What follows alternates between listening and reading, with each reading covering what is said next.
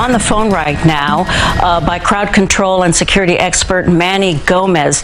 Manny, good afternoon. You there? All right, we're waiting for Manny Gomez as we continue to look at what's going on live in Union Square. I am here. Hi, hi, Manny. Hi. Thank you so much for joining us. You're looking at these pictures as well. Are you seeing what's going on? I am. Reactions, level 4 mobilization. Help us understand what that means and your reaction to what you're seeing. Well, level 4 mobilization is the highest level of mobilization in the New York City Police Department.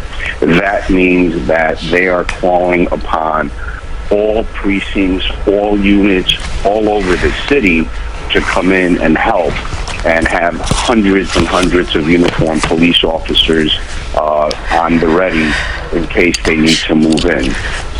They will also have the bike patrols, which they've been trained very well in crowd control issues and how to blockade certain crowds.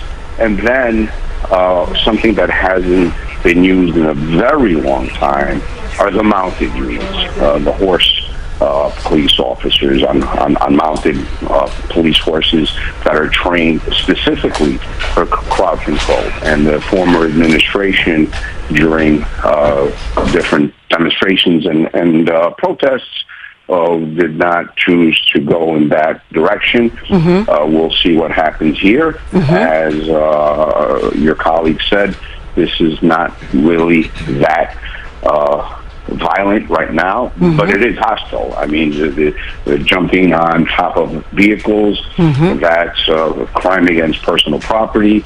The fire extinguisher, that could definitely be hurt somebody. Mm-hmm. And the police's goal is to get enough resources in there right now, as we speak, in order to plan a strategy to be able to control this immense crowd in a safe and non-aggressive way, and for people not to get hurt, including the police, mm-hmm. as much as possible. And we have seen that, Manny. You know, at the beginning, there weren't, it seems to be, from what we were seeing from our helicopter, in the midst of the crowd, officers that we saw. Then we began to see lines of officers around the perimeter in their regular uniforms, not with any kind of riot protection or anything like that.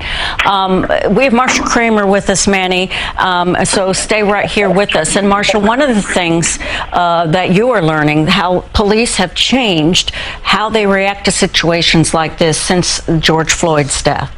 Well, one of the things that happened after George Floyd was they were accused of something called kettling, where they were pushing people into the center and then arresting them. Mm-hmm. And what they've decided to do since then is not to do that. And I think Manny could even talk about how they changed the police procedures in the wake of what happened during the George Floyd protests. I've just been watching it from our helicopter, and a lot of the cops have their hands up. They're not mm-hmm. pushing people. They're taking a totally different view. They're going around the perimeter, and it's a much more peaceful response. I can also tell you that the mayor has been monitoring this from City Hall with the police department, and the latest that I'm hearing is that there are over 2,000 people there. What happened was that a YouTuber was going to give away approximately 300 PlayStations, mm-hmm. and so many people showed up that this is what happened. But I'm wondering, Manny, if you can talk about how the police changed their procedures in the wake of what happened in George Floyd and the kettling charges, which cost the city a lot of money. Yeah, you're absolutely right, Marsha. Well, different administration, different mayor, different police commissioner, different everything. So the posture during the protests a few years ago was let them go. They have the First Amendment right. Unfortunately, certain splinter groups turned away from their right to demonstrate and voice their opinion into looting, rioting, etc. And this administration, I believe, is turning the tide on that. and is trying to prevent, or will try to prevent, that exact thing from happening again. And that's why we see a level 4 mobilization, and that's why we're seeing so many boots on the ground. Manny? Yes. And I just want to, again, our viewers, let them know what we're looking at, because this is the Union Square subway station. We've been told trains now are bypassing that, and boy, oh boy, you wonder about how much weight the rooftop of that can hold. We have been told that there have been arrests for obstruction of governmental administration. No reports of serious injuries so far. There are advisories out on social media to tell people from the NYPD to stay away from that area, the street area, as well as the transit, although again the subways are stopping. We've seen buses, Manny, stuck in there. When you talk about obstruction of governmental administration, what does that mean? Well, that basically means that you are causing an act where the government cannot perform its duty, whether it's a stopped bus, a blocked subway station that you have to bypass due to safety reasons, traffic that stands at a standstill, or obviously preventing the police from performing their duty to protect people's lives, property, and well-being. And so arrests are being made. It sends out a message that they're taking this serious. Aviation, I'm very confident, is taking very close videos of all of this to eventually identify any ne'er-do-wells that will subsequently may be arrested, maybe perhaps not today, tonight, but in the future. So aviation is in the air. They are videotaping everything and telling the troops on the ground, the boots on the ground, exactly what's going on and where the hot spots may be, so that they could perform their tactical challenge of going in perhaps into those crowds and extracting certain people that may be hurt. And we're looking at, Manny, we're seeing officers in a perimeter type situation. We're also seeing police move in metal barriers into the area. I'm not sure which side. Okay, that gives us a perspective. That the white top thing on the right of your screen, viewers, that's the subway station. But yes, also the traffic, people who work in buildings, live nearby, have been told to, stay inside for now. People were standing on cars. Go ahead, Manny.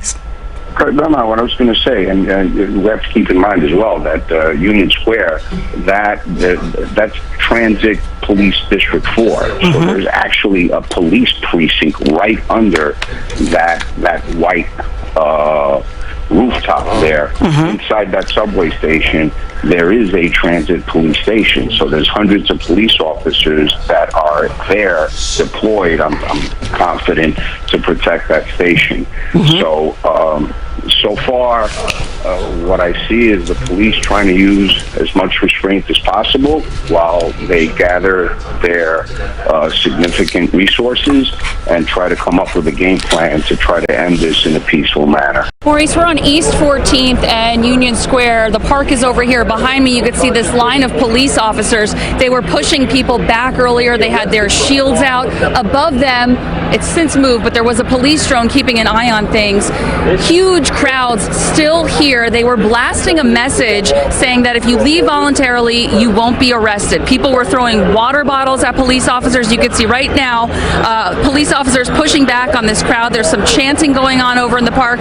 Cannot hear what they're saying at this time. If you look above the subway stops over here, there are people standing above.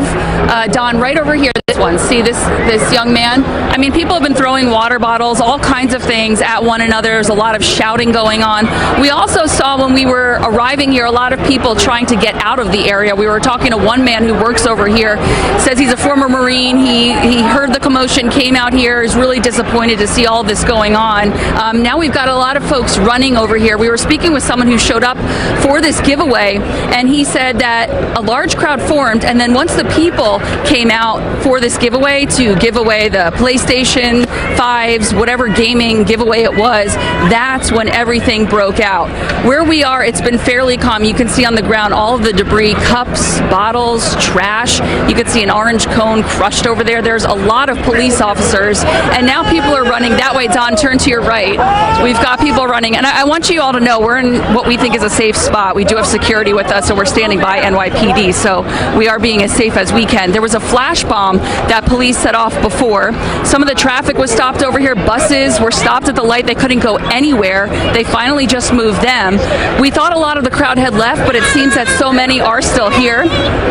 We're going to have to apologize in advance in case anyone jumps in front of our camera and says anything profane. This is a developing situation. Again, we are on East 14th, right by Union Square Park. Again, we are in a safe spot. We've seen people throwing all kinds of things. You can see police over here. They're moving those metal barricades, trying to close off the park over here. We did see a lot of people leaving peacefully, leaving orderly, but then we also saw people running. We're going to move. So, Maurice, we're going to send it back to you, and we'll come back in a little bit. Do stay safe. You're doing a great job for us right there. We can update you right now that we are told that Kai Cenat has been taken into custody. The man who started this whole thing with the idea that he's going to give away free stuff to people, and then this whole mayhem erupted as a result of it. He has been taken into custody, or at least he's being questioned at the moment. We're not clear on the custody part, but being questioned, I'm sure they have a lot of questions for this young man. We want to bring in Marcia Kramer once again. She's hearing from her sources down at NYPD and also City Hall. Marcia, what's your update? Well, what I'm hearing now is that there was no permit for this.